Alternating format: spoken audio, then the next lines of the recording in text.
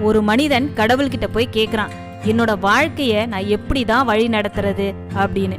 கடவுள் சொல்றாரு, உன்னோட அறைய போய் கேளு, அது எல்லாத்துக்கும் பதில் சொல்லும் அப்படின்னு. மேற்கூரை சொல்லிச்சான், உன்னோட எண்ணங்களை உயர்வா வை அப்படின்னு. காத்தாடி சொல்லிச்சான், என்ன மாதிரி குளிர்ச்சியா இருக்கணும் அப்படின்னு. கடிகாரம் சொல்லிச்சான், நேரத்தை மதிக்கணும் அப்படின்னு. கேலண்டர் சொல்லிச்சான், என்ன மாதிரி தினமும் உன்னை புதுப்பிச்சுக்கோ அப்படின்னு.